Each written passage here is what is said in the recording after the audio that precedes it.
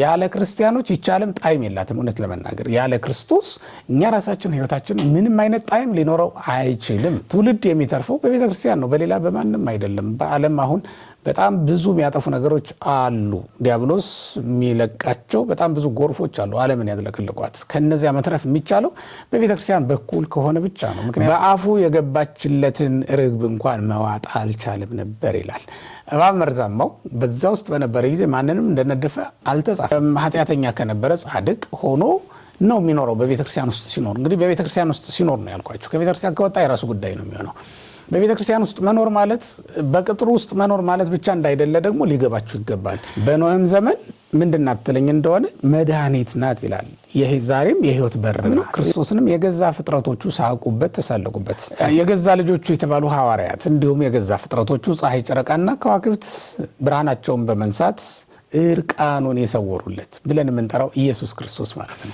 የማንንም ህይወት መሮ እንዳይቀር ክርስቲያኖች ማጣፈጥ ግድ ይላል የተራበ ቢኖር አብልተው የታመመ ቢኖር ፈውሰው የተሰደደ ቢኖር አጽናንተው ወደ ሀገሩ መልሰው ያዘነ ቢኖር አረጋግተው ማለት ነው ክርስቲያኖች የሰዎችን ተስፋ የመቀጠልና የማስረዘም ግዴታ አለ ስለዚህ በአለት ላይ የተገነባች ይቺ የጥበበኛ ሰው ቤት ማናት ቤተክርስቲያን ናት ማለት ክርስቶስ ከሞተ በኋላ ግን ሁላችንም ባጋንንት ላይ ስልጣን አገኘ አድባር የተባሉ አብርሃም ይስሐቅ ያዕቆብ ናቸው እነሱም ሁሉ በውስጡ አካታ መያዝ የቻለች ቤተክርስቲያን ዳዊት ሰሎሞን አሮን ሙሴ ሌሎችም ታላላቅ አባቶች ተራሮች ተብለው ተጠርተዋል ተራሮችን እስኪሸፍን ድረስ ቅርንጫፎቿ ምድር ሞላት የተባለችው ያቺ ቤተክርስቲያን ናት እንግዲህ ተመልከቱ በስመ አብ ወወልድ ወመንፈስ ቅዱስ አሐዱ አምላክ ኃይሉ ከመመላእክት ሕይወተ ልቡና ሀብተ ወልድና ይደረግላችሁ በእያላችሁበት የእግዚአብሔር ቤተሰቦች እንደምንሰነበታችሁ ዛሬ እንግዲህ ባለፈው የጀመርነውን የቤተክርስቲያን ታሪክ ጥናታችን እየቀጠልን ያለነው ክፍል 2ን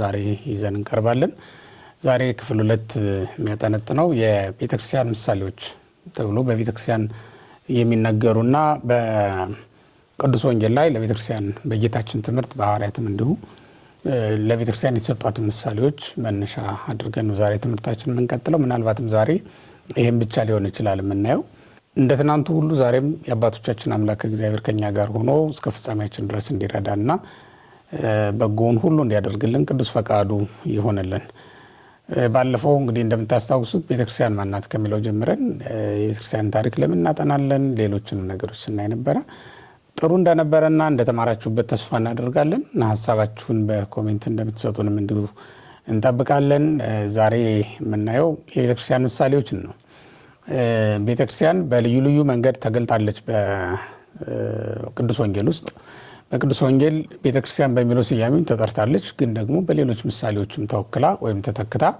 የተጠራችበትን ሁኔታ ደግሞ እናስተውላለን እና እንግዲህ ያንን ነው የምንመለከተው ማለት ነው የመጀመሪያው ምሳሌ መረብ ወይም ዘረመትራን የምንለው ነው መረብ እንደሚታወቀው የአሳ ማጥመጃ ነው ግን ደግሞ ቤተክርስቲያንም በዚህ ተመስላ እናገኛታለን ማለት ነው መረብ ወይም ዘረመትራን በአሳ አጥማጆች ይገኛል ሐዋርያት አሳ አጥማጆች ናቸው እንደሚታወቀው በመጀመሪያ ስራቸውም እንደዛው ነበሩ በማቴዎስ ወንጌል ምዕራፍ 4 ቁጥር 17 ላይ እንደምናነበው ከአሳ ማጥመድ ስራ ነው የተጠሩት ሁሉም እንደሚታወቀው ከአሳ ማጥመድ ስራ የጠራቸው እነዚህን ደግሞ ሬሴክሙ ትኩኑ መሰግራነ ሰብሏቸዋል ያ ማለት በማቴዎስ ወንጌል ምዕራፍ 4 ቁጥር 19 እና በማርቆስ ወንጌል ምዕራፍ 1 ቁጥር 17 ላይ እንደምናነበው ማርቆስ 1:17 ላይ ሬሴክሙ ትኩኑ መሰግራነ ሰብ ይላቸዋል የሰው አጥማጅ እንድትሆኑ አደርጋቸዋለሁ ብሎ ነበር የጠራቸው ማለት ነው ስለዚህ አሁን ምን ይሆናል ማለት ነው መረቡ ወንጌል ይሆናል ወይም ቤተክርስቲያን ትሆናለች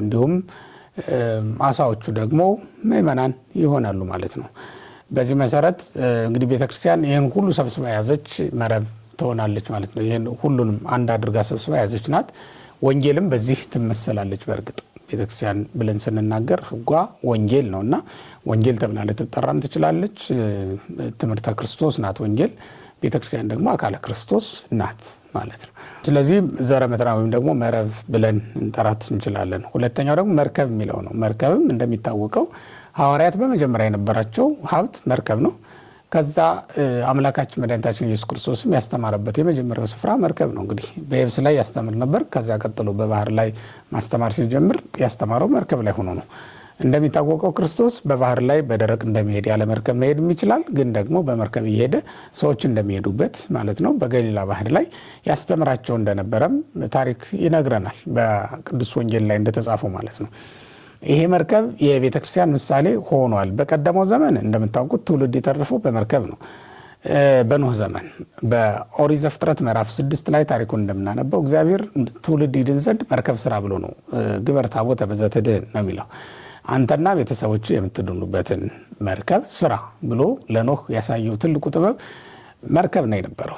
ያችም መርከብ የቤተ ክርስቲያን ምሳሌ ሆና በብዙ መንገድ በብዙ ሊቃውንት ዘንድ ተተርጉማ ትገኛለች። ለዚህም ነው እንደውም ቅዱስ ያሬድ ምን ይላል? በጣም በሚገርም አገላለጽ ነው የገለጻት። አመኖህ ይእቲ መድኃኒት እንተ ኮነት አንቀጸ ሕይወት ቤተ ክርስቲያን ቅድስት ይላታል። በኖህም ዘመን ምንድናት ትለኝ እንደሆነ መድኃኒት ናት ይላል። ዛሬም የሕይወት በር ናት ይላል። ማናት እሷ? ቤተ ክርስቲያን ናት ብሎ ነው ሊቁ ቅዱስ ያሬድ የሚተረጉማት ማለት ነው ያችን መርከብ እና በኖህ ዘመን አንቀጸ ሕይወት የተባለችው ወይም ደግሞ ትውልድ እንዲተርፍ ምክንያት የሆነችው ያች መርከብ ምንድናት? ቤተክርስቲያን ናት። ለኖህ ያሳየው ያ ትልቁ ጥበብ ቤተክርስቲያን ነበር ማለት ነው። ምክንያቱም ኖህ የክርስቶስ ምሳሌ ነው። በኋላ እንደምታስታውሱት በኦሪት ዘፍጥረት ምዕራፍ 9 ላይ የምናነበው ኖህ ከተከለው ወይን የተነሳ ሰከረ አይደለም የሚለው። ይሄ እኮ ክርስቶስ ነው ሰክሮ ልብሱን እስኪጥል ድረስ። ያ ማለት ያ ወይን የሰው ልጆች ፍቅር ነው ይሉታል አባቶቻችን ሲተረጉሙት። ሰክሮ የተኛው እና ራቁቱን የተገኘው ኖህ ደግሞ ክርስቶስ ነው።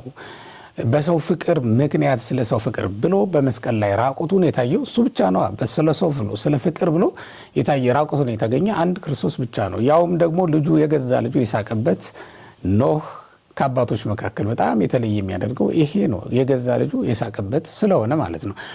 የገዛ ልጁ ራቁቱን እርቃኑን አይቶ ሳቀበት አይደለም የሚለው። ክርስቶስንም የገዛ ፍጥረቶቹ ሳቁበት፣ ተሳለቁበት። አይሁድ ይስቁበት ይሳለቁበት እንደነበረ በቅዱስ ወንጌል ላይ ተጽፎ ስለምናነብ ማለት ነው። የገዛ ልጆቹ እርቃኑን የሸፈኑለትም ኖህ ነው። የገዛ ልጁ ሳቀበት ብንልም የገዛ ልጆቹ ደግሞ እርቃኑን ሸፍነውለታል። ይህም ማለት ወገኖቼ የገዛ ልጆቹ የተባሉ ሐዋርያት እንዲሁም የገዛ ፍጥረቶቹ ፀሐይ፣ ጨረቃና ከዋክብት ብርሃናቸውን በመንሳት እርቃኑን የሰወሩለት ብለን የምንጠራው ኢየሱስ ክርስቶስ ማለት ነው። ይሄ ኢየሱስ ክርስቶስ በኖህ የተመሰለው እሱ ነው። ኖህ እንግዲህ ክርስቶስን ይመስላል ማለት ነው። ለኖህ ያሳየው በኖህ ዘመን የተሰራችው ያቺ መርከብ ደግሞ የቤተክርስቲያን በኋላ ክርስቶስ ሰው ሆኖ የሰራትና ስለሷም እርቃኑን የጣልላት ወይም ደግሞ እርቃኑን ሆኖ የታየላት በፍቅሯም የሰከረላት የክርስቶስ መርከብ ቤተክርስቲያን ናት። ለምንድነው እንዲህ የተባለችው ከተባለ በኖህ ዘመን ያ ትውልድ የዳነውና በሕይወት መትረፍ መኖር የተቻለው በኖህ መርከብ ምክንያት ነው። እንዲያውም በዚያ ዘመን የነበረው ምድርን ያጥለቀለቃት ውሃም ወደ ውስጥ ያልገባባትና ያ ውሃም ያንን ፍጥረት እንዳያገኙ ምክንያት የሆነችው ያቺው መርከብ ናት አይደል እንዴ? በዚህም ዘመን ትውልድ የሚተርፈው በቤተ ክርስቲያን ነው፣ በሌላ በማንም አይደለም። በዓለም አሁን በጣም ብዙ የሚያጠፉ ነገሮች አሉ። ዲያብሎስ የሚለቃቸው በጣም ብዙ ጎርፎች አሉ ዓለምን ያጥለቀለቋት። ከነዚያ መትረፍ የሚቻለው በቤተ ክርስቲያን በኩል ከሆነ ብቻ ነው። ምክንያቱም እግዚአብሔር ትውልድን የሚያተርፈው ሊያተርፍባት ሊያሻግርባት ያዘጋጃት መርከብ ቤተ ክርስቲያን ስለሆነች ነው። ቤተክርስቲያን ስለሆነች ነው እንደዚያ የምንለው።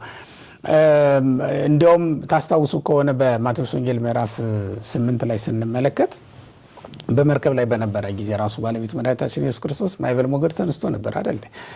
እንዲያውም እስከ ሰው ይደፍኖ ለሐመር ነው የሚለው ማዕበለ ባህር። የባህሩ ማዕበል ወደቡን እስኪያናውጠው ድረስ ታላቅ የሆነ ንውጽ ውስጥ ነበር ተፈጥሮ ነበር። ያንን ጸጥ አደረገው ነው የቤተክርስቲያን አምላክ ኢየሱስ ክርስቶስ እና ሐዋርያት በሰላም እንዲሻገሩ አደረጋቸው ይላል። ለምን? በቤተ ክርስቲያን በኩል ነው ሌላውንም ትውልድ ሊያሻግረው የሚችለው። ማዕበል ሞገድም እንኳን ቢነሳ የሚያናውጥ ማዕበል ሞገድ እንኳን ቢነሳ ጸጥ ሊያደርግልን የሚቻለው በዚያች መርከብ ውስጥ ላሉት ነፍሳት ብቻ ነው ማለት ነው። በዚያች መርከብ ውስጥ ላሉት ነፍሳት ማዕበል ወጀብ ይነሳባቸዋል። ሌላው ከዚያ ውጭ ነው። ማዕበል ወጀብ እንደተነሳበት አልተጻፈልንም እዚህ መጽሐፍ ላይ የተቀመጠውን የተጻፈውን ማዕበል ወጀብ ግን ጸጥ ሊያደርገው የሚችለው የመርከቢቱ ባለቤት እዚህ ውስጥ አለ ማለት ነው። እንግዲህ ያቺ መርከብ እንስሳትንም አራዊትንም ሰብስባ ያዘች ናት። ሰውንም አብራ አድርጋ ያዘች ናት እንደምታውቁት። እና ወደ ኖህ መርከብ በገቡ ጊዜ ደግሞ እነዚያ ሁሉ እንስሳትና አራዊት ግብራቸውን ትተው ነው። ይሄ ማለት የክፋት ስራቸውን በጠቅላላ ትተው ነው የገቡት። ተመልከቱ፣ ዘንዶ በአፉ የገባችለትን ርግብ እንኳን መዋጥ አልቻለም ነበር ይላል። እባብ መርዛማው በዛ ውስጥ በነበረ ጊዜ ማንንም እንደነደፈ አልተጻፈም። እንግዲህ ይሄ ማለት በቤተክርስቲያን ውስጥ ሲኖር ማንኛውም ሰው ሌባ ከነበረ የሚመጸውት፣ ዘማዊ ከነበረ ድንግል፣ ኃጢአተኛ ከነበረ ጻድቅ ሆኖ ነው የሚኖረው በቤተክርስቲያን ውስጥ ሲኖር። እንግዲህ በቤተክርስቲያን ውስጥ ሲኖር ነው ያልኳቸው። ከቤተክርስቲያን ከወጣ የራሱ ጉዳይ ነው የሚሆነው።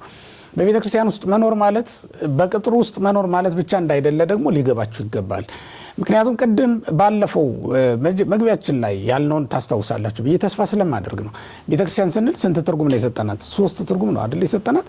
ይህን 3 ትርጉም ይዛ በተቀመጠችው ቤተክርስቲያን ነው አሁን እየተነጋገርን ያለ ነው እና በዚህ ቤተክርስቲያን ውስጥ ያለ ማንኛውም ሰው አሁን አግብቶ ቤቱ ቢኖር መነኩሴም ሆኖ ቢኖር ሌላም ሆኖ ቢኖር በቤተክርስቲያን ውስጥ ነው የሚኖረው። ምክንያቱም የቤተክርስቲያን አካል ሆኖ ማንም ከቤተክርስቲያን የተለየ አይደለም።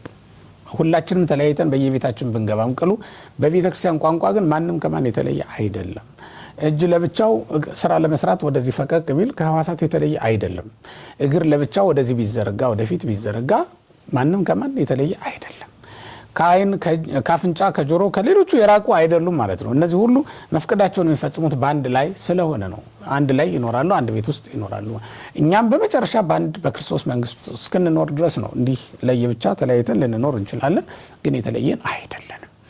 ምክንያቱም ራሱ ኢየሱስ ክርስቶስ በዮሐንስ ወንጌል ምዕራፍ 17 ላይ ከመይኩኑ አሐደ ብነ ከማነ ነው የሚለው።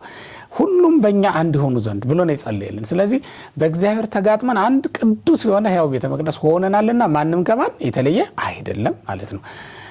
እና በዚህ እንግዲህ እዛ ውስጥ ስንኖር በቤተክርስቲያን ውስጥ ስንኖር ግብራችንን ታስተውናለች፣ የግድ ነው። ምክንያቱም እዛ ስጋውና ደሙን እንቀበላለን፣ እዚያ ንስሐ እንቀበላለን፣ እዚያ የንስሐ ትምህርት እንማራለን፣ እዚያ ክርስቶስ ይገስጸናል፣ ይመክረናል።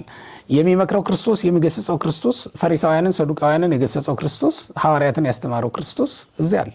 ለሐዋርያት ስጋውን ደሙን የሰጠው ክርስቶስ እዚያ አለ። እሱን አግኝቶ አለመለወጥ አይቻልም በእውነቱ። ይሁዳም እንኳን ከአይሁድ ጋር መዋል ከጀመረ በኋላ ነው አይደል ግብሩ የተለወጠው። እዚህ እኮ ሲመጣ ደቀ መዝሙር ነው፣ እዚያ ሲሄድ ነው ግብሩ የሚለየው ማለት ነው። ስለዚህ ማንም ቢሆን ከቤተክርስቲያን ካልወጣ እንደ ቤተክርስቲያን እንደ ክርስቶስ የመኖር ኃይል አለው ማለት ነው። እንደ ቤተክርስቲያን ነው የሚኖረው እና በኖህ መርከብም ውስጥ እነዚህ እንስሳቱ፣ አራዊቱ እነዚያ ሁሉ ግብራቸውን ትተው ነው የነበሩ። ማንም ተናዳፊ፣ ማንም መርዛማ አልነበረም እዛ ውስጥ። ይሄ ነው እንግዲህ ቤተክርስቲያንን የኖህ መርከብ እንድትባል ያደረጋት አንዱ ምክንያት ይሄ ነው። ዛሬም የምንሻገርባት በመሆኗና የምንጠልልባት የጥፋት ውሃ እንኳን ቢመጣ መጠለያችን ቤተክርስቲያናችን ናት ማለት ነው። ያ ማለት በስጋ ብንታመም ሂደን የምንፈወስበት ጠበል በቤተክርስቲያን አለ። በነፍሳችንም ኃጢአት በዝቶብን ጸንቶብን ሸክም ቢከብድብን የምናቀልባት ቤተክርስቲያናችን ናት። ንስሐ ገብተን ነፍሳችን የምንፈውስባት ማለት ነው ቤተክርስቲያናችን ናት። እንግዲህ ቤተክርስቲያን ተመልከቱ።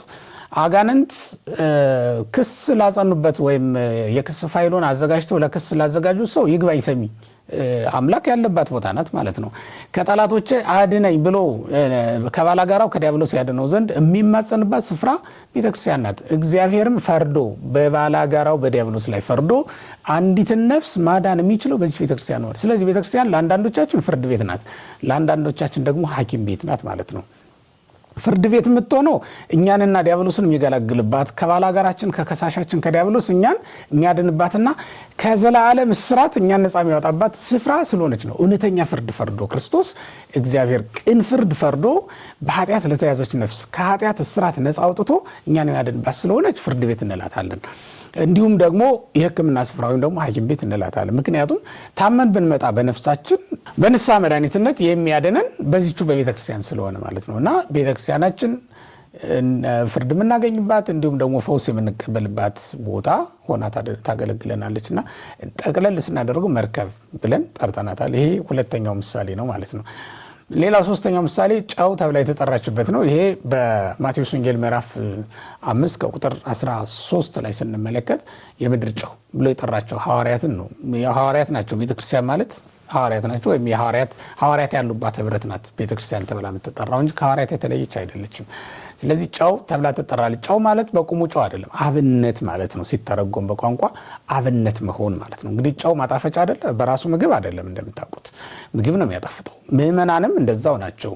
ጸጋ የሚሰጥ ክርስቶስ ነው። ግን ደግሞ አብነት ሆነ ወደ ክርስቶስ የሚያቀርቡ ምእመናን ናቸው። ማንኛውም ክርስቲያን ለማንኛውም ሰው ወደ ክርስቶስ መቅረብ ምክንያት ሆኖ ማገልገል ይችላል። ያ ማለት ኢየሱስ ክርስቶስ ራሱ የበጎች በር እኔ ነኝ ብሏል አይደል እንዴ? በር ሆነን እኛ ራሱ ወደ እውነተኛው በር ማምጣት ግን እንችላለን ማለት ነው።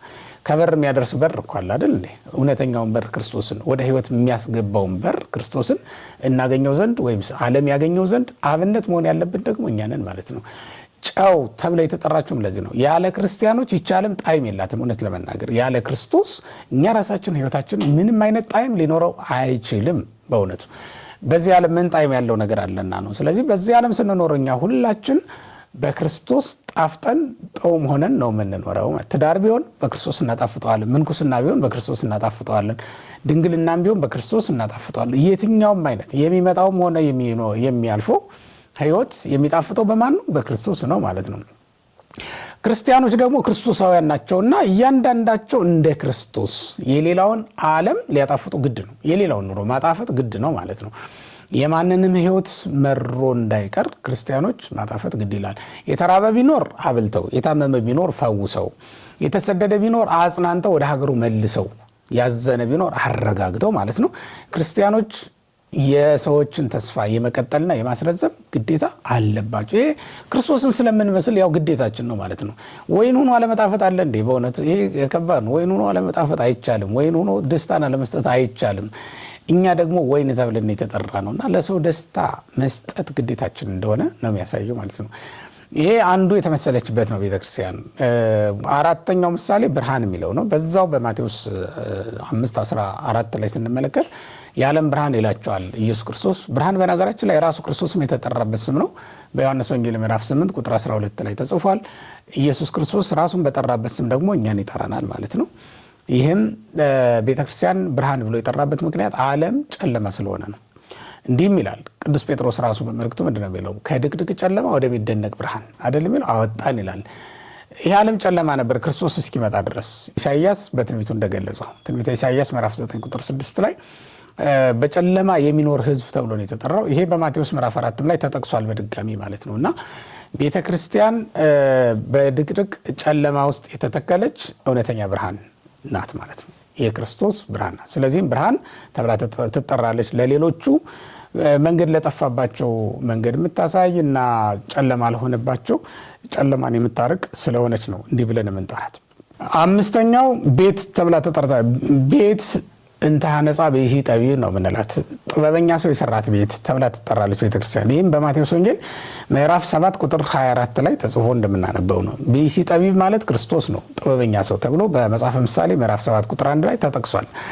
ጥበብ ተብሎ ነው የተጠራው። እንደውም ጥበበኛ ብቻም አይደለም ኢየሱስ ክርስቶስ። ቅዱስ ጳውሎስም በቆሮንቶስ መልእክቱ አንደኛ ቆሮንቶስ ምዕራፍ 1 ላይ ጥበብ የእግዚአብሔር ጥበብ ብሎ ጠርቶታል ኢየሱስ ክርስቶስን እና በክርስቶስ እጅ የተሰራች በአለት ላይ የጸናች ማለት ነው። በአለት ላይ እንደሚሰራት ደግሞ ተናግሯል። ማቴዎስ 16 ቁጥር 16 ላይ አንተ አለት ነህ፣ በአንተ አለትነት ላይ ቤተክርስቲያኔን እሰራታለሁ ብሎ ነው የተናገረው።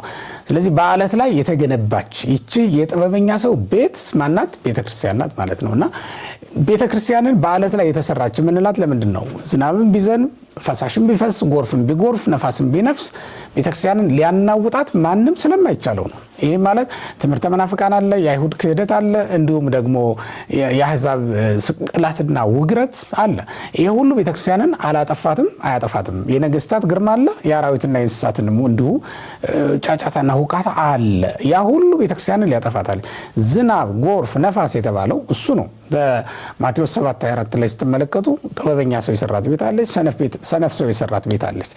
ሰነፍ ሰው የሰራት ቤት አይደለችም ቤተክርስቲያን። ጥበበኛው ንጉሥ ኢየሱስ ክርስቶስ የሰራት ናት። ያውም በአለት ላይ ያውም ደግሞ ዝናብን ቢዘንብ ነፋስን ቢነፍስ እና ጎርፍን ቢጎርፍ የማትናወጥ ቤተክርስቲያን ናት።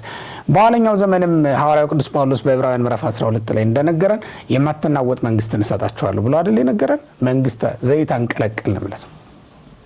የማትናወጥ መንግስት ብለን እንጠራታለን። መንግስተ ሰማይ እሷን ተስፋ እናደርጋለን። ንሴፎ መንግስት ነው የሚለው እሷን ተስፋ እናደርጋለን ሁላችንም። እና ያቺ መንግስት የማትናወጥ መንግስት እስክትመጣ ድረስ የማትናወጥ ቤተክርስቲያን በአለት ላይ ሰርቶ ሰጥቶናል። የማትናወጥ የምንለው በክህደት የማትናወጥ ስለሆነች ነው። የማትናወጥ የምንለው ከእግዚአብሔር ሐሳብ የማትወጣ ቤተክርስቲያን ስለሆነች ነው። እንግዲህ ተመልከቱ፣ ከእግዚአብሔር ሐሳብ የወጣ ስራ የሚሰራ ጳጳስ፣ ከእግዚአብሔር ሐሳብ የወጣ ስራ የሚሰራ ቄስ፣ ከእግዚአብሔር ሐሳብ የወጣ ስራ የሚሰራ ሰባኪ፣ ከእግዚአብሔር ሐሳብ የወጣ ስራ የሚሰራ ምዕመን ልታዩ ትችላላችሁ። ግን ቤተክርስቲያኒቱ ከክርስቶስ ሐሳብ የምትወጣ አይደለችም ነው ማለት ነው። ስለዚህም የማትናወጥ እንላታለን። የቢሲ ጠቢብ ዘሐነጻ ብለን የምንጠራት ቤት እንተ ተሐንጸት በይደ ጠቢብ ብለን የምንጠራትም ከዚህ የተነሳ ነው ማለት ነው። ሌላው ዕንቁ ተብላ ትጠራለች። ስድስተኛው ምሳሌ ነው። በማቴዎስ ወንጌል ምዕራፍ 7 ቁጥር 6 ላይ ተጽፎ እናነባለን። እንዲሁም በማቴዎስ 13 ቁጥር 44 ላይም ተጽፎ የምናገኘው ዕንቁ አለ። በእሪያዎች ፊት የማንጥለው እንዲሁ ዝም ብለን የማንጥለው ግን ደግሞ በየትኛውም ዋጋ ገዝተን የምንወስደው ውድ ዕንቁ እና ተደብቆ ተሰውሮ የሚኖር ማለት ነው። ከእግዚአብሔር ሐሳብ የወጣ ስራ የሚሰራ ጳጳስ፣ ከእግዚአብሔር ሐሳብ የወጣ ስራ የሚሰራ ቄስ፣ ከእግዚአብሔር ሐሳብ የወጣ ስራ የሚሰራ ሰባኪ፣ ከእግዚአብሔር ሐሳብ የወጣ ስራ የሚሰራ ምዕመን ልታዩ ትችላላችሁ። ግን ቤተክርስቲያኒቱ ከክርስቶስ ሐሳብ የምትወጣ አይደለችም። መድፍን ዘውስተ ገራይት ነው የምትላት ነው የምንላት። ያንን መድፍን አባ ጊዮርጊስ ክርስቶስ ነው ብሎ ተርጉሞታል። እንዲሁም ሊቃውንት፣ ሌሎቹ ሊቃውንት ደግሞ ቤተክርስቲያናችን ናት ብለው ተርጉሟታል። ይህ ማለት ዕንቁ እንደሚታወቀው ከብርሃንና ከውሃ ነው የሚገኘው። እኛም የተገኘ ነው ከብርሃን መንፈስ ቅዱስና ከውሃ ነው የተገኘ ነው አይደል? ቤተክርስቲያን የተወለደችው ከመንፈስ ቅዱስ ነው። ቅዱስ ኤፍሬም በሃይማኖተ አበው ላይ ዕንቁን አንስቶ ሰደፍ ነው የሚያስገኘው። ከብርሃንና ከውሃ የሚገኝ ነው። ከቅዱስ ኤፍሬም ድርሰቶችን መረዳት እንችላለን። ያ ዕንቁ ከብርሃንና ከውሃ እንደሚገኝ መገኘቱ ከብርሃንና ከውሃ ነው። በዘር በሩካቤ የሚገኝ አይደለም። እኛም ከደምና ከስጋ አይደለም፣ ወይም በባልና በሚስት ፈቃድ የተገኘን አይደለንም። በመንፈስ ቅዱስ ፈቃድ የተገኘንን። ያለ እግዚአብሔር ፈቃድ የተገኘች ቤተክርስቲያን የለችም። በእግዚአብሔር ፈቃድ ነው። በስምረተ ቢሲ ኦቢሲትም አይደለም የተገኘችው ይህች ቤተክርስቲያን በእግዚአብሔር ፈቃድ ነው የተገኘችው ማለት ነው። እና ይህች ቤተክርስቲያን ነው ይህች ቤተክርስቲያን እንደ ዕንቁ ሁሉ ከመንፈስ ቅዱስና ከውሃ ነው የምትገኘው። ለዚህም ነው ጌታ በዮሐንስ ወንጌል ምዕራፍ 3 ቁጥር 6 ላይ ምን ብሎ ነው የተናገረው? ከውሃና ከመንፈስ ካልተወለዳችሁ አይደለም የሚለው፣ ከመንፈስ ቅዱስና ከውሃ ነው የተወለድነው። ያ ማለት ይህች ቤተክርስቲያን ከውሃና ከመንፈስ ቅዱስ ተወልዳ የመጣች ናት ማለት ነው። ስለዚህ ምን ትሆናለች? ስታበራ ትኖራለች። ባህሪዋ ማብራት ነው። ምክንያቱም የመንፈስ ቅዱስን ዘር የመንፈስ ቅዱስን ጸዳል ስለተቀበለች ስላረፈባት ነው። የሰማዩ ብርሃን ከውሃው ላይ ሲያርፍ እኮ ነው። ተመልከቱት። ምንድን ነው የሚለው? የቅዱስ ኤፍሬምን ድርሳን የሚተረጉሙ ሊቃውንት ሃይማኖተ አበው ማለት ነው። እሱን ሲተረጉሙ ምን ብለውታል? ማይበር ሞገዱ ባህሩን ክፍት ያደርገዋል። ውሃው ጎድጓዳ ድንጋይ ላይ አቁሮ ይቀራል። እዛ ያቆረ ውሃ ላይ የሰማዩ ብርሃን ያርፍበታል ማለት ነው። ያ ብርሃን ሲያርፍበት ነው እንግዲህ መልሶ እንደገና ውሃው ግጥም ሲል በላዩ ላይ ይሆንበታል። ዕንቁ ይጸነሳል ወይም ይገኛል ማለት ነው። ከዚያ ነው የሚገኘው። ስለዚህ ማብራት ነው ልማዱ። ጨለማ እንትን አይለውም፣ አይመሳሰለውም። በምን ጨለማ ሊያገኘውና በጥቁረት ሊታይበት በፍጹም አይችልም። ዕንቁ ለጨለማ ነገር ምሳሌ ሊሆን አይችልም ማለት ነው። ሁልጊዜ ብርሃን የማይለየው ስለሆነ ከወርቅም ይበልጣል። በነገራችን ላይ ከወርቅ የሚለየው በምንድን ነው? የማይዝግ ስለሆነ ነው፣ የማይበላሽ ስለሆነ ነው። እና እንዲሁም ጥበበኛ ሰው ከከወር ወደ ከወር አግብቶ በእሳት ፈትኖ አቅልጦ ምን ብሎ እየለየው አይደለም ካፈር። ይሄ ካፈር የተሰራም ስላልሆነ በመጀመሪያም ሕጸጽ የሌለበት ነው ማለት ነው። ቤተክርስቲያንም እንደዛው ናት። ከመጀመሪያው ጀምሮ ክርስቶስ ሲሰራት ንጽሕት አድርጎ ነው የሰራት። ንጽሕትና ያለ እድፈት የሆነች ርኩሰት የሌለባት የፊት መጨማደድም የሌለባት ተብላ አይደል የተነገረላት በሐዋርያት ስብከት። ይህች ቤተክርስቲያን እንዲህ የሆነች ነውር የሌለባት ናት። ሰሎሞን በመኃልየ ምዕራፍ 4 ቁጥር 12 ላይ ሁለንተናሽ ውብ ነው ነውርም የለብሽም ብሎ የሚገልጣት እኮ ይህች ቤተክርስቲያን ነው። ምንም ነውር የማይገኝላትና ያልተገኘባት በመጀመሪያም ያልተገኘባት የክርስቶስ ሙሽራ ናት ይህች ቤተክርስቲያን። ስለዚህ ምን እንላታለን? ዕንቁ ብለን እንጠራታለን ማለት ነው። በዕንቁ ምን መስላት ከዚህ የተነሳ ነው። እና ይችን ደግሞ እንዴት መጠበቅ እንዳለብን በማቴዎስ 7:6 ላይ የተቀመጠው የተደዩ ባህሬክሙ ቅድመ ኀረው፣ በእሪያዎች ፊት ዕንቋችሁን አትጣሉ ብለው ነው የነገሩን። ቤተክርስቲያናችን በማንም ፊት የማንጥላት ዕንቁ እንደሆነች ነው የምንረዳው ማለት ነው። እንግዲህ ተመልከቱ፣ በእሪያዎች ፊት አትጣሉ ነው እንጂ የተባልነው በእሪያዎች ፊት ይዛችሁ አትታዩ ግን አልተባልንም። ቤተክርስቲያንን በእሪያዎች ፊት ይዘናት ልንታይ እንችላለን ግን አንጠላትም ማለት ነው። በዚያ መልኩ ነው እንግዲህ ልንተረጉመው የምንችለው። ስድስተኛው መልካም ዘር ተብላ ተመስላለች ይህች ቤተክርስቲያን። በማቴዎስ 13 ቁጥር 25 ላይ ነው መልካም ዘር ተብላ ተመስላ የምናገኛት ቤተክርስቲያን። ይህች መልካም ዘር አንድ ትጉህ ገበሬ መጥቶ በምድር ላይ የዘራት ነበረች ነው የሚለው መጽሐፉ እንደሚነግረን። ዘራትና ሄደ። በኋላ ግን ሰዎቹ ተኙ፣ ሰጧቸው ሄደ። ያችን እርሻ እንዲጠብቁ የተሰጣቸው የተፈቀደላቸው ሰዎች ተኙ፣ ትተዋት። ስለተኙ ነው እንግዲህ ስለተኙ ባለቤቱ ምን አላቸው? ባለቤቱ ደቀ መዛሙርቱ ምን አላቸው? ሰዎቹ በመተኛታቸው ምክንያት ጠላት መጥቶ እንክርዳድ ዘራባት ነው የሚለው። ባለቤቱ ዘራት በምድር ላይ ከዘራት በኋላ ለቤተሰቦቹ ሰጣት። ሰዎቹ ሲተኙ ግን ጠላት መጣና እንክርዳድ ዘራባት ማለት ነው። ዘሩ መልካም ዘር እንደነበረ ጠያቂዎቹም አኮሁ ሰናየ ዘራ ዘራይ ከበስተገራይት ማይቴን ክልውቱ ክርዳድ፣ አቤቱ መልካም ዘርን ዘርተህ አልነበረምን? ይህ ሁሉ ክርዳድ ከወዴት መጣ ብለው የጠየቁት ከዚህ የተነሳ ነው ማለት ነው። መልካም ዘርን ዘርቶ ነበረ፣ እውነት ነው። ነገር ግን ጠላት ሰዎቹ ሲተኙ አይቶ እንክርዳድ መጥቶ ዘርቶባት እንደሄደ ነው የሚያስረዳን የሚያሳየን ማለት ነው። ይቺ መልካም ዘር ማን ናት ከተባለ ቤተክርስቲያን ናት። ክርስቶስ በምድር ላይ መልካሟን ቤተክርስቲያን ነው ሰርቶ ሄደው። ከዛስ ጠላት መጣና በመካከል ሌላ ነገር አስገብቶ ሄደ። ያ ማለት ክፉ ትምህርት፣ እንክርዳድ የሆነ ትምህርት አምጥቶ አስገብቶ ሄደ ማለት ነው። በዘር መካከል አብሮ በቀለ። በጣም የሚገርመው የሚያሳዝነው ነገር ይሄ ነው። እንግዲህ ተመልከቱ፣ አብሮ በቀለ ማለት ምን ማለት ነው? ቤተክርስቲያን ጳጳሳትን ስትሾም ጳጳስ ተብለው ይሾማሉ ማለት ነው። ቤተክርስቲያን ፓትሪያርክ ስትሾም ፓትሪያርክ ይባላል። ቤተክርስቲያን ቄስ ስትሾም ቄስ ብለው ይሾማሉ። እንዲህ አይነት እንክርዳድ በምድር ላይ በቀለ፣ ምድር ሞላት ማለት ነው። ይሄ በጣም የሚገርመው የሚያሳዝነውም ደግሞ መልካሙን ዘር ከዚህ ክፉ ዘር ከዚህ እንክርዳድ ለመለየት በጣም አስቸጋሪ መሆኑ ነው። በጣም አስቸጋሪ መሆኑ እንደውም ባለቤቱ ራሱ ሰራዊቱን ልኮ ወይም ደቀ መዛሙርቱን ልኮ ሊያስጠርገው ደቀ መዛሙርቱን ልኮ ሊያስነሳውም አልተቻለውም። ምክንያቱም እንክርዳዱን ሲነቅሉ መልካሙን ዘር አብረው እንዳይነቅሉት ስለሰጋ። ስለዚህ ምን አላቸው?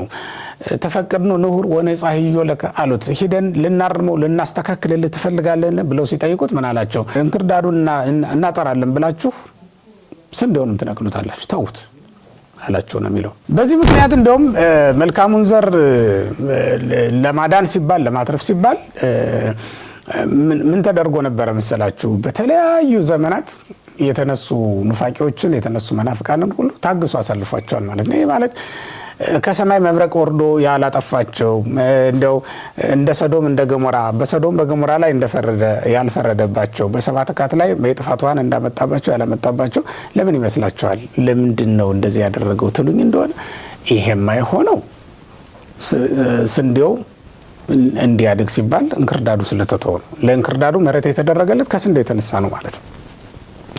ስለዚህ የስንዴው አብሮ መኖር ከስንዴው የተነሳ የእንክርዳዱ አብሮ መኖር ከስንዴው የተነሳ መሆኑን ልብ ማለት ይገባል። የሆነው ሆኖ ግን መልካም ዘር ተብላ የተጠራችው ቤተክርስቲያን ናት። ኢየሱስ ክርስቶስ በምድር ላይ መልካሟን ቤተክርስቲያን ዘርቷል። ግን ደግሞ እንክርዳዱ ደግሞ አብሮ የበቀለ መሆኑን ማስታወስ ይገባል። ሁላችንም ማወቅ ያለብን ትልቁ ነገር እሱ ነው። ከስንዴው አጠገብ እንክርዳድ መኖሩን እንዳትረሱ። እንክርዳድ የሆነ ትምህርት፣ እንክርዳድ የሆነ ስርዓት፣ እንክርዳድ የሆነ አካሄድ ሊኖር ይችላል። እንክርዳድ የሆነ ሰው ሊኖር ይችላልና እሱን በሚገባ ማጥናት እንዲገባ ነው የሚያሳየው ማለት ነው። ሰባተኛው የሰናፍጭ ቅንጣት የሚለው ነው። የሰናፍጭ ቅንጣት በማቴዎስ ወንጌል ምዕራፍ 13 ቁጥር 31 ላይ በነገራችን ላይ በዚህ በማቴዎስ ወንጌል ብቻ ወደ አምስት አይነት ምሳሌዎች ተቀምጠዋል። ለቤተክርስቲያን የሆኑ ምሳሌዎች ማለት ነው። ከነዚያ መካከል ጥቂቶችን ለማሳየት ያክል ነው እንግዲህ አሁን ያነሳውላችሁ። የሰናፍጭ ቅንጣት ብለን የምንጠራት ይቺ ቤተክርስቲያን ሰናፍጭ እንደሚታወቀው በትንሹ ትበቅላለች። ስትበቅል ደካማ ናት ነው የሚለው። በኋላ ግን እየቆየች የቲትነስ እንኩሎና ሃይማላት አይደል የሚለው ከሌሎቹ እጽዋት ሁሉ እሷ ታንሳለች ይላል። እንዲህ ሆና ቆይታ ግን መጨረሻ ላይ ወታጸለል ኩሉ አዕዋፈ ሰማይ ነው የሚለው። የሰማይ ወፎችን ሁሉ እስክታስጠልል ድረስ ታላቅ ትሆናለች ተብሎ ነው የተነገረላት። የሰማይ ወፎች መጠያ የምትሆነች የሰናፍጭ ቅንጣት በጥቂቱ ትጀመራለች። በዚያውም ላይ በኋላ በተደቆሰችበት አካባቢም እንኳን ተህዋሲያን እንዳይኖሩ ታደርጋለች። በዚያውም ላይ ደግሞ ሌላ ተጨማሪም ነገር አላት። ላይዋ ቀይ ነው፣ ውስጧ ደግሞ ነጭ ነው። ይህም በጣም ይገርማል። እውነት ለመናገር ከቤተክርስቲያንም ከወንጌልም ጋር ያስማሟታል አባቶቻችን። የአንድ ክርስቲያን ሕይወት በዚህ ይመሰላል። ይሄ በነገራችን ላይ በእኛ ትርጓሜ 3 አይነት ትርጉም ነው ያለው። ከ3ቱ 2ቱ በቤተክርስቲያን የተተረጎሙት፣ አንዱ ብቻ ነው በወንጌል የተተረጎመው የተፈታው ማለት ነው። እና እነዚህ ሁሉ ትርጓሜዎች የሚያሳዩን የሰናፍጭ ቅንጣት የተባለች ቤተክርስቲያን መሆኗን ነው የሚያሳዩ። እንደ ሰናፍጭ ትንሽ ናት እንደሚታወቀው ቤተክርስቲያን ትጠፋለች እንጂ ትለማለች ያላት ማንም አልነበረም። ምክንያቱም በ12 ደቀ መዛሙርት ነው የተመሰረተችውና ድፍን ዓለምን በ12 ሰው ማሳመን ይቻላል ተብሎ ማንም ሊያስብ አይችልም። ግን በኋላ ላይ ቆይቶ እንደ ሰማይ ወፍ ሁላችንን ሰብስባ አስጠጋችን ማለት ነው። የሰማይ ወፍ የተባሉ በመላው ዓለም የሚገኙ ክርስቲያኖች ናቸው። እነሱን ሁሉ ሰብስባ የያዘች ናት ማለት ነው። በኋላ ላይ በጥቂቱ የተጀመረች ያች ሐዋርያትን አይተው አይሁድ እንደሚነቅሏት እርግጠኛ ነበሩ እኮ ክርስቶስንም አይተው ማለት ነው። ወልደ ዮሴፍ ብለው ነቅለው ለመጣል አስበው ነበረ። ዜና ሕይወቱን ዜና ታምራቱን ዜና ትምህርቱን ነቅሎ ለመጣል አስበው ነበር። እንደውም እንዲህ ብለው ነው የሰቀሉት። ራሱ በዮሐንስ ወንጌል ምዕራፍ 12 ላይ እንደምንረዳው የጊሰነ ንቅት ለሃደበስ የሚታጎል ሁሉ ዓለም ሁሉ ከሚረበሽ ለምን አንድ ሰው አንገልም ብለው አይደል የገደሉት። ስለዚህ ክርስቶስን ሲገሉት ወንጌል ጠፍታ የምትቀር ቤተክርስቲያን የምትዘጋ መስሏቸው ነበረ። ግን እንደዚህ አልሆነም። ምክንያቱም ሞት ይዞ ያስቀረው ዘንድ ስላልተቻለው ማለት ነው። ለካ የሞተው እንደገና ይበቅል ዘንድ ነው። እንደገና አዲስ ሆኖ ይሰራ ዘንድ ስለፈለገ ነው ኢየሱስ ክርስቶስ ማለት። ያ ማለት እንዲህ ብሎ ስለተናገረ በዮሐንስ ወንጌል ምዕራፍ 2 ላይ ስለ ቤተ መቅደስ ሲናገር ክርስቶስ ምን ብሎ ነበር? ይህን ቤተ መቅደስ አፍርሱት ንስትዎ ለዝንቱ ቤተ መቅደስ ወበሰሉስ ዕለት አነሳው። ይህን ቤተ መቅደስ አፍርሱት በሶስተኛው ቀን እኔ አነሳዋለሁ ብሎ አይደል የተናገረው። ስለዚህ እንደገና ያነሳው ዘንድ ስለፈለገ ነው የተቀደሰ ሰውነቱን እንዲገሉት የፈቀደላቸው እንጂ በግድ የግድለው ማንም እንደሌለ ተረዳን ማለት ነው። እንደገና ትንሣኤው ገለጠው፣ እንደገና ሞቱ ገለጠው ማለት ነው። ተመልከቱ፣ ክርስቶስ በሞቱ በሕይወት ሳለ ካሳደዳቸው አጋንንት ይልቅ በሕይወት ሳለ ያሳደዳቸው አጋንንት ይበልጣሉ ብሏል። በሕይወት ሳለ ሁርም ድሬ ሰይጣን ነው ያለው። ከሞተ በኋላና ከተነሳ በኋላ ግን ምርኮም በሙሉ ነው የማነው። በሕይወት ሳለ አልያዘው ያለ አንድ ክርስቶስ ነበረ። ክርስቶስ ከሞተና ከተነሳ በኋላ ግን ሁሉም በክርስቶስ የሚያምኑ የማይያዙት ሆነዋል ማለት ነው። በሕይወት ሳለ ክርስቶስ ስልጣን የነበረው በአጋንንት ላይ ራሱ ኢየሱስ ክርስቶስ ብቻ ነበረ። ምክንያቱም እናውጣ ብንለውም ቢብሎናል። ለዚህም አይደል እንዴ በማቴዎስ ወንጌል ምዕራፍ 17 ቁጥር 21 ላይ እኮ አምጻእክዋ በአርዳኢከ ወሲኑ ፈውሶተ ነው የሚለው። ከቁጥር 20 ላይ ወደ ደቀ መዛሙርት አመጣሁት ማውጣት ተሳናቸው ይላል። ስለዚህ ጋኔን ማውጣት እንኳን የማንችል ነበርን ማለት እኮ ነው። ተመልከቱ፣ ይህች ቤተክርስቲያን ጋኔን ማውጣት እንኳን የማትችል ነው የነበረችው። ድክመቷን ተመልከቱ፣ ምን ያህል ደካማ እንደነበረች። ክርስቶስ ከሞተ በኋላ ግን ሁላችንም በአጋንንት ላይ ስልጣን አገኘን። በማቴዎስ ወንጌል ምዕራፍ 10 ላይ እንደተጻፈው አሁን በአጋንንት ላይ ቤተክርስቲያን ስልጣን አላት። ቤተክርስቲያን አሁን እኔም ብትጠይቁኝ በግል ጋኔን ታወጣለህ ወይ እስቲ አውጥተህ አሳየን እንደማትሉኝ ተስፋ አድርጋለሁ። ምክንያቱም ታምራት በማድረግ ሰውን የምታሳምነው ቤተክርስቲያን አይደለም ያለችን። አሁን በክርስቶስ ትምህርት ነው ቤተክርስቲያን ሰውን የምታሳምነው ማለት ነውና ቤተክርስቲያን ግን እንዳጠቃላይ ጋኔን የማውጣት ስልጣን አላት። ክርስቶስ ከሞተና ከተነሳ በኋላ ይህ ሁሉ ስልጣን ቤተክርስቲያን አግኝታለች። አስቡት፣ በመጀመሪያ እንደ ሰናፍጭ ቅንጣት ትጠፋለች የተባለች ትንእስ የተባለች ከሁሉም ታንሳለች የተባለች እንደ ሙሴ እንኳን በኃይል አልጀመረውም እኮ ተመልከቱ። ሙሴ ሲጀምር በኃይል ነው የጀመረው። በኦሪት ዘፍጥረት ኦሪት ዘጸአት ምዕራፍ 4 ጀምራችሁ ምዕራፍ 5 ነው ምዕራፍ 5 ጀምራችሁ ስትመለከቱ ሙሴ ታምራት በማድረግ ነው ስራውን የጀመረው። ግን ኢየሱስ ክርስቶስ በድክመት ነው የጀመረው። ደክሞ ነው የጀመረው። በበረት ተጥሎ ተመልከቱት፣ ጨርቅ ተመጽቶ ነው ስራውን የጀመረው። በዚህ ዓለም መኖር ነው የጀመረው። እንደዚያ ባለ መንገድ ነው። በእርግጥ ያን ጊዜም ቢሆን የተሰሩ ትልልቅ ስራዎች አሉ። ግን ቢሆንም ዓለም ያወቀውና የሚያውቀው ደካማነቱ ነው። ምክንያቱም የአይሁድ ንጉሥ ወዴት ነው እያሉ ነው የመጡት። እጅ መንሻም ይዘውለት ነው የመጡት ማለት ነው። እንዲህ ባለ መንገድ የተጀመረችው ይህች ቤተክርስቲያን ማንም የማይነቀላት እስክትሆን ድረስ በዓለም ሁሉ ቅርንጫፎቿ የሰፉ ሆኑ ማለት ነው። በጣም ይገርማል። እዚያ ባለፈው የጠቀስኩላችሁ በመዝሙር 80 ላይ ያለችው የወይን ግንድ ያችኮ ምድርን የሞላች ነበር። ተከልከ ስራው ያ ወመላት ምድር አይደለም ወከደናተ አድባረ ጽላሎታ። እንግዲህ ተራሮቹን እስከ መሸፈን ድረስ የሚደርስ ቅርንጫፍ ያለው ትልቅ ዛፍ የት ይገኛል በእውነት?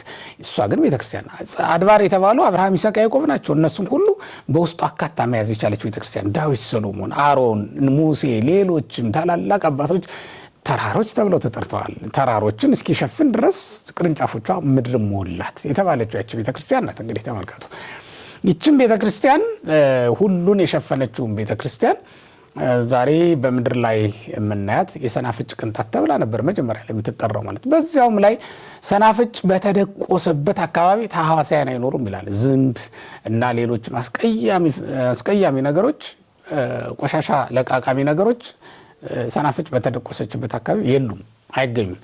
ቤተክርስቲያንም በተሰራችበት አካባቢ ልክ እንደዛው ነው። ወንጌል በተነገረበት ቤተክርስቲያን በተተከለችበት አካባቢ ልክ እንደዛው ነው።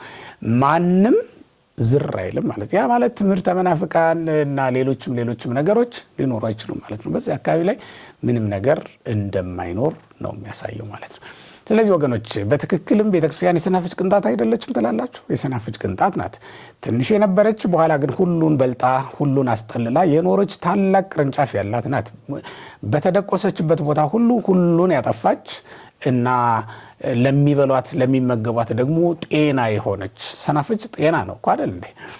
ቤተክርስቲያንም ልክ እንደዛው ናት። ለሁሉም ሰው ጤና ናት።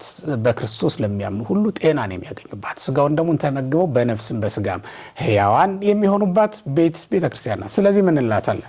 የሰናፍጭ ቅንጣት ብለን እንጠራታለን ማለት ነው ቤተክርስቲያናችን። ወደ ሌላው ልለፍ። 8ኛው ምሳሌ እርሾ ተብላ ተጠርታለች። እርሾ አሁን በእርሾ እንዴት ትመስላታል እንዳትል ክርስቶስ ነው የመሰላት። በማቴዎስ ወንጌል ምዕራፍ 13 ቁጥር 33 ላይ ስትመለከቱ እንግዲህ ቅድም 5 ምሳሌዎች አሉ ብያቸዋለሁ። ከዛ መካከል ነው እንግዲህ እኔ ከዛ መካከል 4ቱን ነው እየነገርኳቸው ያለሁት። 5ኛውን በእንቁ የሚለው ላይ ስለጨመርኩት ነው እኔ። እርሾ ተብላ የተጠራችው ቤተክርስቲያን 3 መስፈሪያ ዱቄት የተለወሰበት እርሾ እንዳለ ተነግሯል። ብሁ ዘነሳት ቤሲት ተብሎ አንዲት ሴት ያዘችው እርሾ ብሁ እንለዋለን በግዕዙ እርሾ። እዛ ላይ ያለ እንግዲህ ተወስዳለች 3 መስፈሪያ ዱቄት ትለውስበታለች ተብሎ ነው የተጠቀሰው። እንግዲህ ይሄ እርሾ የተባለው አንድ ምእመን ነው ወይም አንዲት ቤተክርስቲያን ናች። እርሾ ተብላ የተጠራች 3 መስፈሪያ የተባለው ደግሞ በአብ በወልድ በመንፈስ ቅዱስ መጠመቁን ነው። ያንን 3ቱን መስፈሪያ ዱቄት አንድ የሚያደርገው ደግሞ ያው አንዱ እርሾ አይደል የሚያመጸው እና በትክክል እንዲቦካ የሚያደርገው አንዱ እርሾ ነው። ቤተክርስቲያንም ወይም አንድ ምእመን በሶስት መንገድ ጸጋውን ይቀበለዋል። በወጣኒነት፣ በማይከላዊነትና በፍጹምነት ማለት ነው። እነዚህ 3 መስፈሪያ የተባሉት እኮ ቅድም በ3ቱ ስም መጠመቃችንን የነገርኳችሁ በአብ በወልድ በመንፈስ ቅዱስ ስም። በ3 ስም አይደለ የተጠመቅነው? በ3ቱ ስም ነው የምንጠመቀው።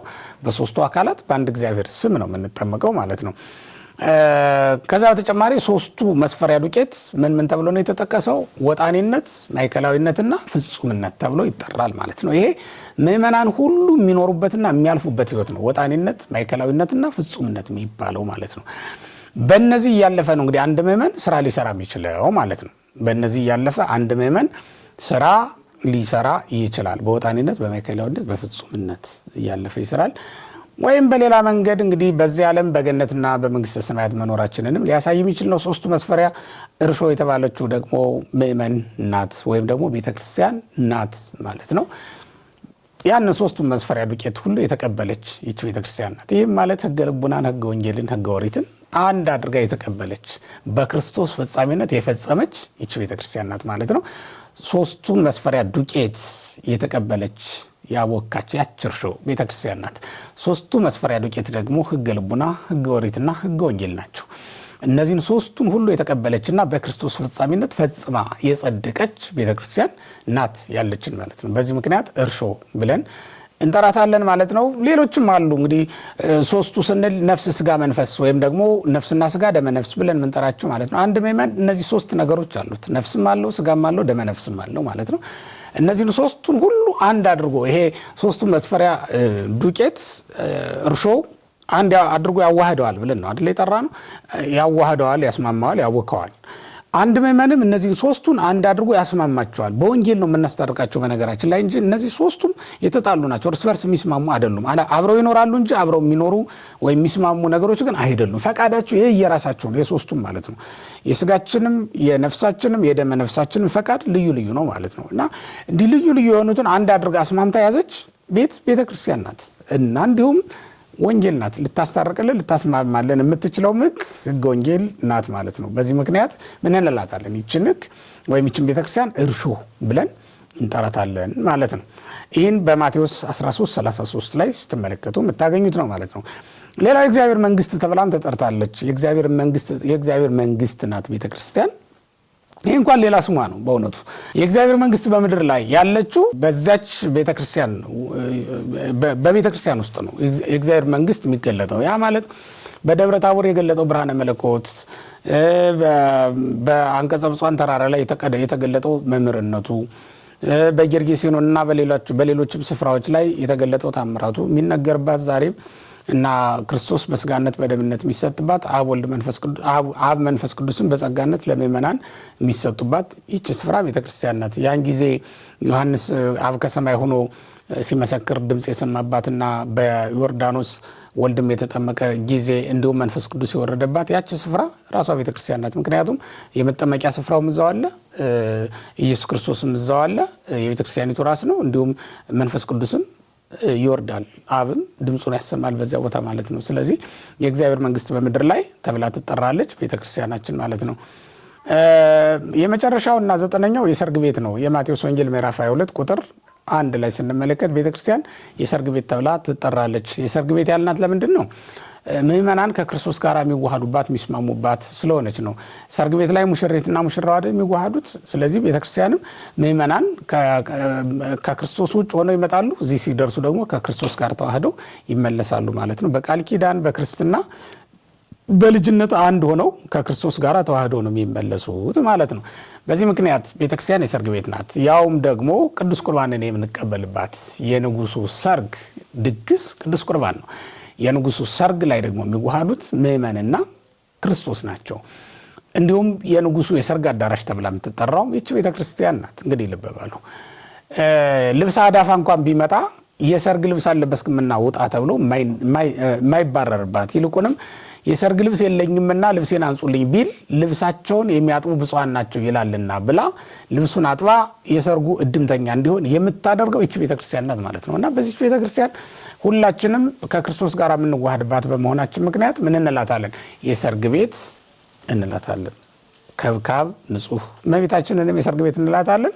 ያ ደግሞ ራሱን የቻለ በነገረ ማርያም ሊተረጎም የሚችል ትርጉም ያለው ነው። ዛሬ ግን ስለ ቤተክርስቲያን ስለሆነ ያነሳ ነው። የቤተክርስቲያን ምሳሌዎች እነዚህን የመሳሰሉ አሉ ሌሎችም። ሆኖም ግን በቅዱስ ወንጌል ውስጥ ቤተክርስቲያን በምን ስም ተጠርታ ነበር የሚለውን አብረን ማጥናት ስላለብን ነው። የቤተክርስቲያን ታሪክ ስናጠና ቤተክርስቲያን የተጠራችበትን ስያሜ አስቀድመን ማወቅ ስለሚጠበቅብን ነው ይህንን ያነሳ ነው። ለዛሬ እንግዲህ እነዚህን ካየን ይበቃናል። ሰዓታችንም እየሄደ ስለሆነ በሚቀጥለው የቤተክርስቲያን ታሪክ እንግዲህ ቀጣይ ደግሞ ከቤተልሔም ዋሻ ጀምረን የምንቀጥልና የምናጠና ነው የሚሆነው።